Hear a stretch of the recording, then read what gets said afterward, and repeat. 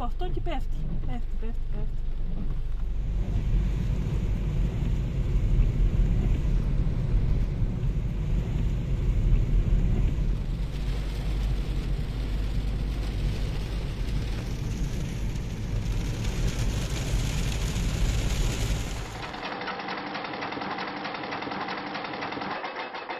Στην είσοδο του οροπεδίου είναι αυτό. Και εδώ είναι φωτογραφίες. Όταν κάνει το flashback και προσπαθεί να κλείσει λίγο τα μάτια και να γυρίσει το χρόνο, να φανταστεί πώς θα ήταν όταν όλο αυτό ήταν σε λειτουργία. Όποιος έμπαινε στο οροπέδιο την περίοδο εκείνη, πραγματικά μπορεί να περνούσε μισό λεπτό για να κλείσει το σαγόνι του. Δεν το πιστεύαμε ότι αυτό το πράγμα υπάρχει στον πλανήτη Γη. Η Μήλη σε έκταση αλλά και σε πληθυσμό ήταν γύρω στους 10.000. Κάποιοι λένε κάπου στους 12, κάποιοι λένε λίγο παρακάτω, εκεί περίπου όμως ήταν. In my first long feature film, Signs of Life, I filmed a valley on the island of Crete where there are literally 10,000 windmills, all spinning, all turning. It doesn't exist anymore, but at the time, it was in the 60s, all these windmills were transporting water to the surface for irrigation. And there was not a single building, but 10,000 windmills. And they somehow do it nowadays with diesel generators, and they are trying to recreate it. I know it because the mayor of this small village wrote to me if I would like to be on their panel to support the recreation of the 10,000 windmills. But the way it is filmed is so stunning because it's an endless pan, and it's uncut. It doesn't end, and it doesn't end, and it doesn't end, and it's completely awesome. And it's like a fever dream or some complete madness, and it is actually a central image in the film where the protagonist, seeing this valley with the 10,000 windmills, literally becomes insane. I'm saying that because when I was 15 or 16, I traveled on foot the entire length of the island of Crete, but not along the beaches, but inland in the mountains. And towards the end, towards the eastern end of the island, there's this valley. All of a sudden you look down into it, and I literally believed I was insane. What I'm witnessing cannot be real. It cannot. Ο Βασίλης μόνος σίγουρα. Αυτή είναι η μαμά του Βασίλη, είναι η κουμπάρα μου.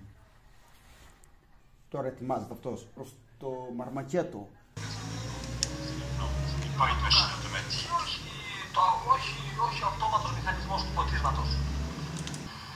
Αυτή την εικόνα δηλαδή του λασιτίου υπήρχε με 200 ανεμόμυλους.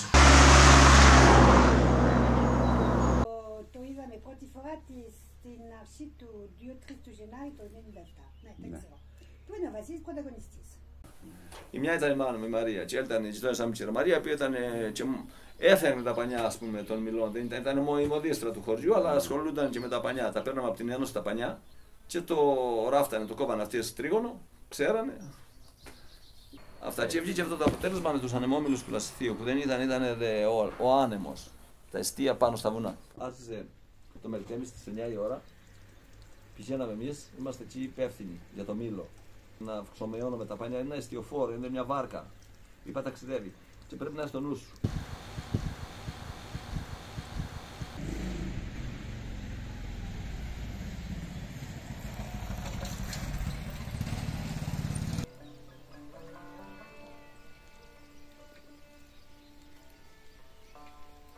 Τα εξαρτήματα του μήλου κατασκευάζονται στα χέρια. Για να πάρεις βίδες δεν τις αγοράζεις.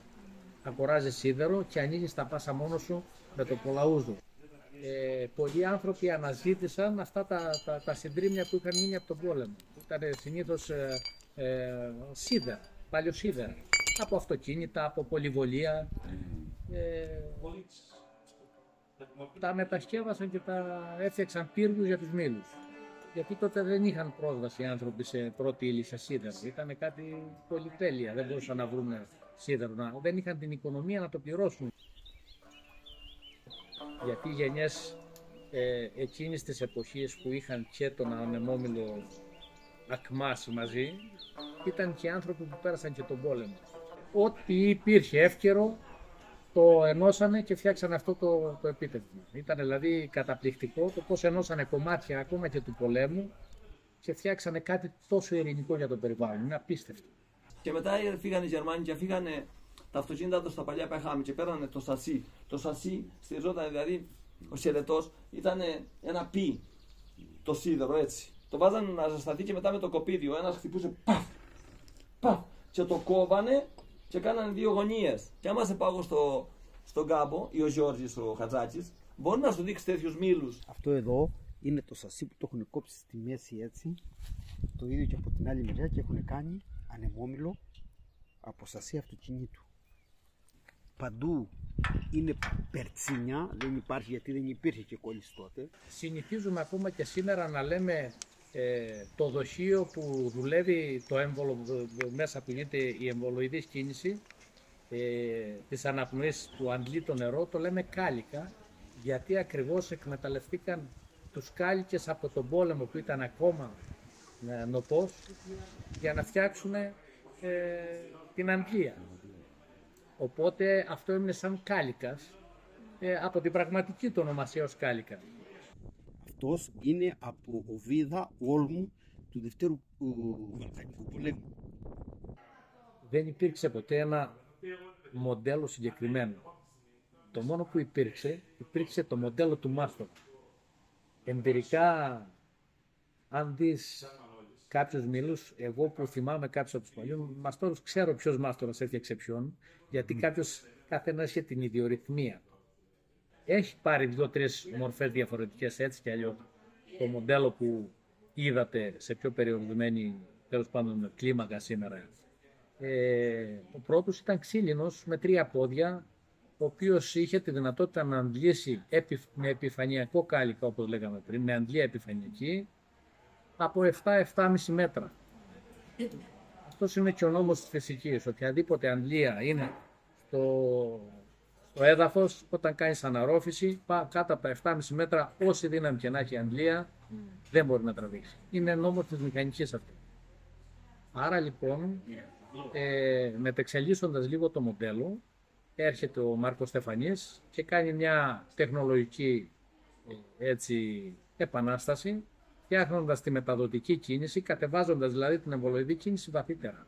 Αντί να κρατήσει τον κάλικα ψηλά, δημιουργεί υποκάλικα από κάτω και με τη μέθοδο μιας αναπνοής, η οποία όταν τραβούσε άνοιγε ένα χλαπέτο από δέρμα και ένα βαρύδι από πάνω, όταν πίεζε έκλεινε και έμενε το νερό και τον έβαζε στο επόμενο επίπεδο. Οπότε έλυσε ένα πρόβλημα στην εκβάθυνση και στη βαθύτερη στάθμη άντλησε από μεγαλύτερα βάθη. Η τρίτη εξέλιξη του μήλου, από ξύλινο σε μεταλλικό. Το ξύλινος κοιτούσε μία κατεύθυνση του ανέμου. Η άλλη επανάσταση ήταν αυτή, ότι ερχόμενος ο Στεφανής φτιάχνει, ο Μάρκος Στεφανής, φτιάχνει τον παντός καιρό ανεμόμυλο. Δημιουργεί δηλαδή το λεγόμενο τιμόνι από πίσω, ο οποίος οδηγεί το μήλο να κοιτάζει πάντα κόντρα την κατεύθυνση του ανέμου, άρα μπορούσε από οποιαδήποτε διεύθυνση ο άνεμος να αντλήσει νερό. Θέλαμε με το παραμικρό φύσιμα του ανέμου να παίρνει μπροστά. Γι' αυτό βάλαμε με τα μεγάλα πανιά. Για να έχει μεγάλη ροπή, να ξεκινάει εύκολα ο ανεμόμυλος και να εκμεταλλεύεται μικρής εντάσεως ανέμων. Απασχολούσε πάρα πολλά επαγγέλματα. Ήταν ο τσαγκάρης, γιατί κάποια μέρη του μήλου είναι από δέρματα ζώων. Σίγουρα τον ξυλουργό σε πολύ μεγάλο κομμάτι και το σιδερά, το χαρτιά που λέγαμε. Σε ένα πολύ, επίσης τους υδραυλικτούς της εποχής που εδώ στα χωριά τους λέγαμε τεμεκετσίδες, γιατί κομμάτια του μήλου, η σωλήνωση κυρίως που δημιουργούσαν, ήταν από αλουμίνιο τότε της εποχής, από λαμαρίνα, από πράγματα τα οποία βρίσκαν εύκολα. Ήταν αυτό η οικοδιαχείριση όλων τους των μεγαλείων. Η κοινωνία ήταν σε οργασμό, ήταν όλοι σε κίνηση, όλοι σε αυτό. Και βοήθησε και στο ψυχισμό του Λασιθιώτη, στην ιδιοσυγκρασία, στο χαρακτήρα, βοήθησε αυτό το πράγμα. Ήταν ένα κοινωνικό φαινόμενο, δηλαδή ήταν ενσωματωμένο εδώ στην κοινωνία του οροπεδίου Λασιθίου. Αυτό είναι το πιο σημαντικό. Δημιουργούσαμε υπεραξία σε έναν τόπο με περιορισμένα υλικά, με απομονωμένο, χωρίς τεχνογνωσία εδώ, καταφέρανε και κάνανε ένα μηχάνημα που χαρακτηρίζεται τεχνικό βέλτιστο.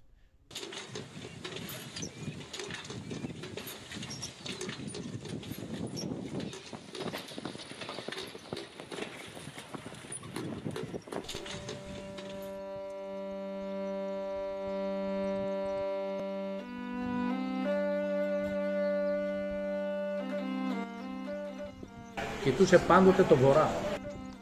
Ο μονόκερος ανεμόμυλος κοιτούσε πάντα το βορρά, κοιτούσε το άνοιγμα των βουνών που εμείς ονομάζουμε Σελία Μπέλ, γιατί από εκεί μπαίνει το μελτέμι το καλοκαιρινό. Ο ευνοϊκός καιρός καλλιεργητικά ήταν εκεί και ήταν ο καιρός που γέμιζε τη στέρνα με νερό από τον μονόκερο ανεμόμυλο. Φτάνει ο ανεμόμυλος και εκεί και εκεί. Αυτοί έχουν τώρα πανιά, αλλά είναι κλειστά. Πρέπει δηλαδή να τα ανοίξουν. Μόλις τα ανοίξεις, αρχίζει και γεμίζει στέρνα. Αυτός το γεμίζει μόνο με το μήλο. Το ίδιο και αυτός και αυτός. Όλα, ό,τι βλέπεις με το μήλο. Με το μήλο. Τίποτα άλλο. Δηλαδή, να δες τη σωλήνα πάει από εδώ, η σωλήνα πάνω, πάει εδώ, πάει μέχρι την κορυφή. Θα μολάρουν τα παλιά. Ζημιές δεν έχει. Με την ντομάτα που τρώνε, την πιπεριά, το κρεμμύδι, το αγκουράκι, τη γλιστρίδα που βγαίνει. Όλα, οτιδήποτε. Δηλαδή, για 3 μήνες εδώ, το μαγαζί μου εγώ, το παράγω από αυτό το κομμάτι. Δηλαδή, αυτό καταλάβεις. Αυτά είναι τώρα τσιμουλάκια. Αυτό είναι πράσο. Το πράσο που φάγατε είναι αυτό. Αυτό είναι το πράσο. Αυτό είναι το πράσο. Δες το. Αυτό. Σέλινο. Γούλα από εκεί που έχει λίγο. Το δράμα το οποίο στρώγεται. Αυτό λέγεται το λεγόμενο τσιμούλι. Σαν μια τεράστια μυρμηγκοφολιά. Που όλοι δουλεύαν για κάποιο σκοπό, κυρίως αποθεματικό. Το τι θα φάμε το χειμώνα. Τη μικροοικονομία που είχαμε εδώ, την οικονομία κλίμακας οροπεδίου, που υπήρχε μια αυτάρκεια. Οι άνθρωποι αγόραζαν τότε, αγόραζαν σε εισαγωγικά. Μπορεί να ήταν με τη μέθοδο της ανταλλαγής. Τα σκορδουλάκους. Ξέρετε τι είναι ένα σκορδουλάκι? Τα κάψαν την Κρήτη Τούρκοι. Οι μανάδες πεινούσαν. Αλλά δεν βρίσκαν τίποτα. Πήγαν και σκάφτανε το χώμα. Για σκορδουλάκους είναι τώρα το έσχατο της φτώχειας. Η Μαδινιάδα είναι το ύψιστον της αναρσίας. Και δεν έφτασε στην Κρήτη. Καλιά έχω βόδια να λαλώ, δηλαδή να είμαι το έσχατο να βοσκός για βόδια. Να τρώγω σκορδουλάκους, δηλαδή την απόλυτη ξεφτύλα. Καλιά για όλους να θωρώ, παραχωροφυλάκους. Βάζαμε πολλά στάρια, πάρα πολλά στάρια. Δημητριακά πάρα πολλά. Άνυδρα πάρα πολλά, δηλαδή φασόλια μαυρομάτικα. Πάρα πολλά αμπέλια. Όλο αυτό να πάει πάνω γύρω ήταν αμπέλια. Ούτε πολλά δέντρα είχε. Αυτά που βλέπεις τώρα δεν ήταν έτσι. Ούτε πολλές μιλιές, τίποτα. Για φάμε ένα μήλο το κλέβαμε. Αυτό είναι το ραμάτι. Θα μου την κάνει η φραδόμηλα. Το οποίο είναι πάρα πολύ νόστιμο. Πάρα πολύ νόστιμο. Τα πηγάδια αυτά ανοίγανε, έτσι το λένε. Η έκφραση είναι ότι άνοιγε το πηγάδι. Δηλαδή όταν γέμιζε η λεκάνη, άνοιγε το πηγάδι. Πετούσε νερό, δεν μπορούσε χωρίς άλλο. Και μετά όταν υπήρχε ξηρασία, κάπου τον τέλος του Αυγούστου, στέρευε το πηγάδι. Άρα τελείωνε, δεν περνούσε νερό από κάτω. Ήταν λεκάνη. Από το κάλικα από τη σωλήνα και έβαζε τη σχέρα σου και είχε και δυόσμο στέρ, πάντα όλες τις στέρες στο ροπέδι. Δεν υπήρχε στέρ να μην είχε δυόσμο. Ο κάμπος πλημμυρίζει και αυτό είναι ευεργέτημα για τον κάμπο. Έχουμε βέβαια να δούμε πλημμύρα κάμπου στα χρόνια τώρα, γιατί ο μόνος τρόπος να εμπλουτιστεί φυσικά ένα έδαφος και όχι με χημικά, με νητρικά, με οτιδήποτε, με λιπάσματα τεχνητά τέλος πάντων, είναι αυτός, η βροχή και η πλημμύρα. Και μετά ύστερα έρθει ο τουρισμός, αναγκαστήκαν να αρχίσαν οι ξενοδόχοι και ζητάγανε λαχανικά φρέσκα, γιατί δεν μπορούν να τα φέρουν από το εξωτερικό. Το στάρι το φέρνεις. Και άλλαξε. Και άρχισαν να φτιάχνουν λαχανικά. Τα λαχανικά όμως θέλουν πολύ νερό. Δεν θέλαμε πολύ νερό. και έφτανε το νερό αυτό το επιφανειακό. Μετά βάλανε λαχανικά, υδροχαρή φυτά και έπεσε, ψάχνουν νερό, έπεσε το δορυφόρο στο ορίζοντα και τώρα έχει πάει στα 20-25, μπορεί και στα 30, δεν ξέρω.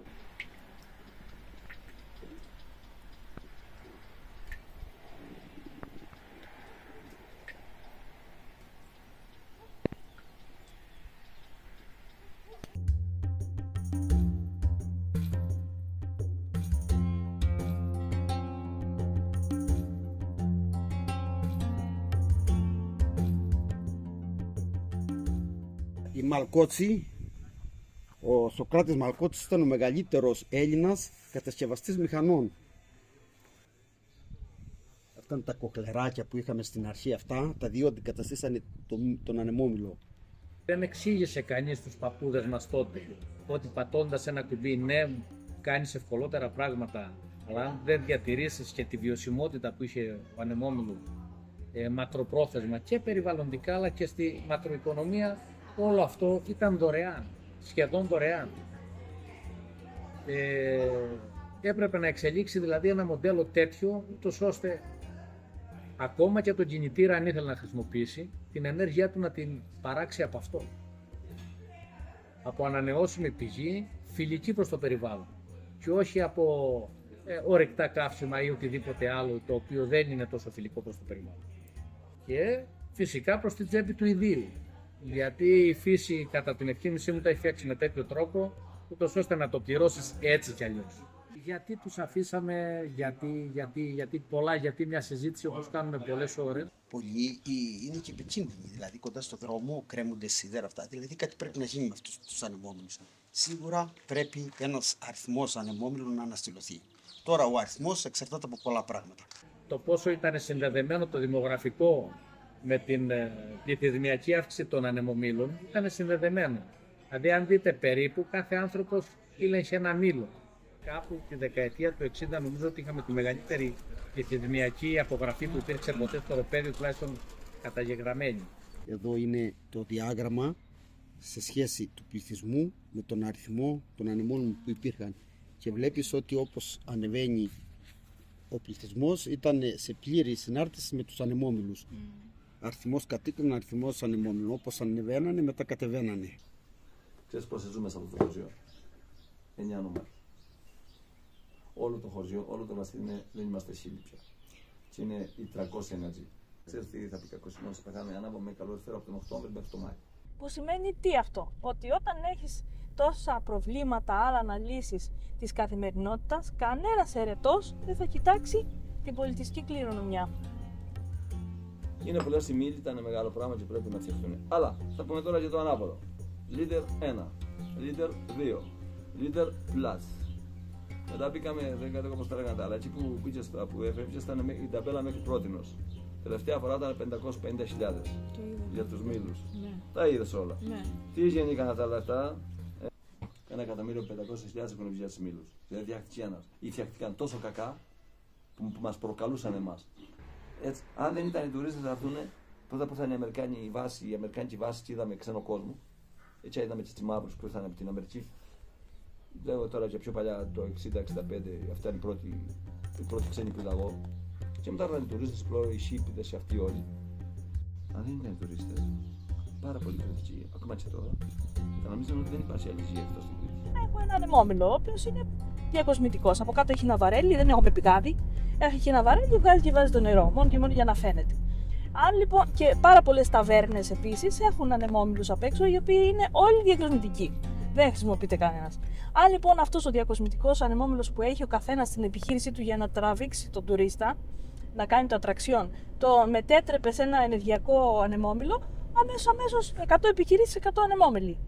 100 επιχειρήσεις με ένα ενεργειακό αποτύπωμα, δεν ξέρω ποιας τάξης, ανάλογα τώρα αν θα είναι μεγάλο ή μικρό το μηχάνημα αυτό, σου δίνει ένα πλεονέκτημα.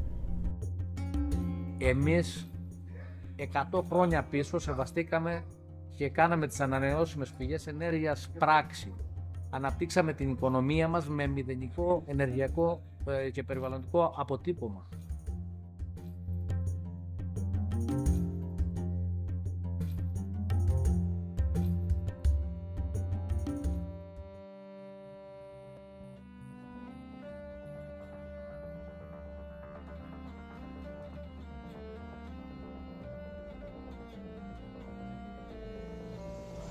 ανεμόμυλος έλυσε το αντλητικό πρόβλημα. Σήμερα έχει λυθεί με μηχανικά μέσα, με ηλεκτρισμό, με άλλα μέσα, εν πάση περιπτώσει. Σήμερα το πρόβλημά μας είναι το ενεργειακό.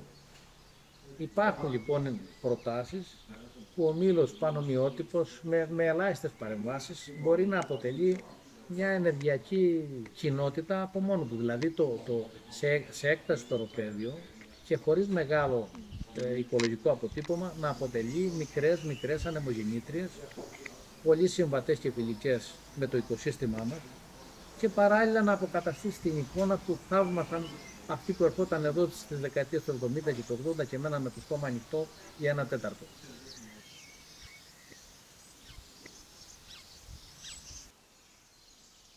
Ένας παρόμοιου μεγέθους ανεμόμυλος που θα γυρίζει και αντί να αντλεί νερό από το πηγάδι, γιατί πλέον αυτό το κάνουν οι μηχανές σήμερα, παράγει ρεύμα. Και γι' αυτό το λόγο είμαστε μια ομάδα στο ΕΛΜΕΠΑ, στο Πανεπιστήμιο στο Ηράκλειο, στο Μεσογειακό, όπου και αναπτύσσουμε τον παραδοσιακό ανεμόμυλο που να παράγει ρεύμα πλέον. Δεν νομίζω ότι μπορεί να φτιάξει ο καθένας το δικό του και να καταναλώνει αυτό που παράγει άμεσα. Νομίζω η πιο βιώσιμη πρόταση είναι να γίνουν ενεργειακές κοινότητες, να γίνει ομαδοποίηση δηλαδή, ανάλογα το τι μπορεί να παράξει κάθε ανεμογεννήτρια, να το πούμε με τη σημερινή μορφή, ο κάθε ανεμόμυλος θα προτιμήσω εγώ να λέω, ανάλογα με το πόσο μπορεί να παράξει, να μπορεί να ομαδοποιούνται κάθε 5 ή 10 και να συνδέονται, να φτιάχνουν μια μονάδα, οι 10 να αποτελούν ή 15 δεν ξέρω, να φτιάχνουν μια μονάδα οι οποίοι θα συνδέονται με το δίκτυο, θα μεταφέρουν την πράσινη ενέργεια για να διατίθεται εκεί που πρέπει να διατεθεί. Όλες οι κοινωνίες, γιατί είναι θέμα των κοινωνιών, πρέπει να αποφασίσουν οι ίδιοι το πώς επιλέγουν να φτιαχτεί το μέλλον.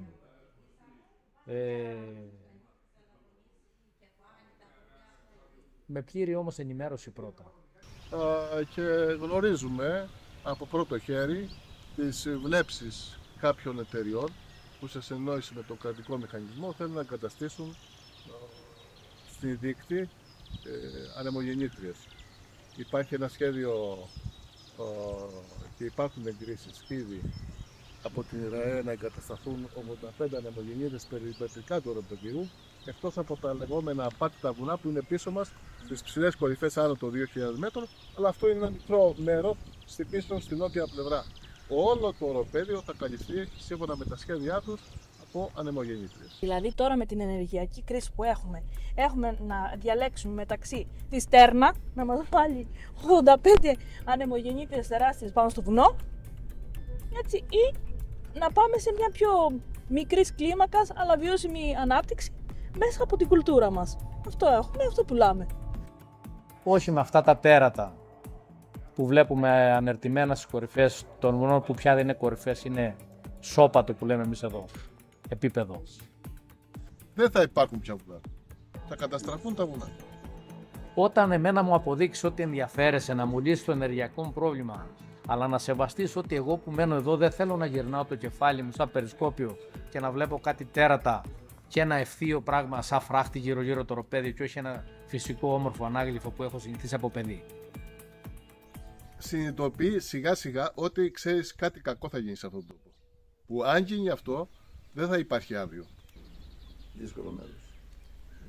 Δύσκολο και αυτό που θα μας διώξει εμάς είναι αυτά τα τερατουργήματα. Θα μας κάνει να φύγουμε κι εμείς από εδώ. Θα κάθομαι εδώ τώρα, εγώ έχω αυτό το πράγμα και αυτό κάτσαμε πάλι. Γι' αυτό υπήρξε στην Έλληνα City Paris. Δεν έβαλε τίποτα άλλο. Για τον τόπο το κάνουμε. Η φτώχεια μας είναι απερίγραπτη. Να σχέση με έτσι. Τι μας έμεινε. Ο τόπος μας. Θα πληγεί ο τουρισμός σιγά σιγά, θα πληγεί η γεωργία, η κτηνοτροφία, όλα αυτά τι θα γίνουν. Δεν θα ξαναβρέξει, θα ξαναχιονίσει εκεί πάνω, αποκλείεται. Θα επηρεαστεί ο κύκλος του νερού με αυτά τα τεράστια ρεύματα που θα δημιουργούν αυτές οι τερωτές. Από το ρεύμα που θα παράξουν αυτές οι τεράστιες ανεμογεννήτριες, η τοπική κοινωνία δεν θα έχει κανένα όφελο. Το ρεύμα που θα παραχθεί θα πηγαίνει απευθείας μέσω της καλωδιακής σύνδεσης υπηρετικής Ελλάδας με Κρήτη, απευθείας θα πηγαίνει στην Ευρώπη. δεν είναι μόνο η ανθρωπότητα, είναι ένα οικοσύστημα που πρέπει να συμβληθεί μαζί τους. Και λοιπόν κάποιες χιλιάδες πουλιών σκοτώθηκαν, πέθαναν. Είτε από τις πτερωτές, τις τεράστιες, 160 μέτρα πτερωτές των ανεμογεννητριών, είτε από τα ηλεκτροφόρα καλώδια. Οι αποφάσεις δεν παίρνονται από την ίδια την κοινωνία στην οποία θα πρόκειται να εκτελεστούν οι όποιες παρεμβάσεις. Εγώ θεωρώ ότι τη μελέτη και τα σχέδια την κάνει πρώτα η εταιρεία που την ενδιαφέρει για το δικό της μόνο όφελος, μετά το επιβάλλει στο κράτος και το κράτος παίρνει στις τοπικές κοινωνίες τα τετελεσμένα γεγονότα, τις αποφάσεις. Υπάρχουν παραδείγματα που έχει αποτραπεί, διότι ο κόσμος αντέδρασε με μανία.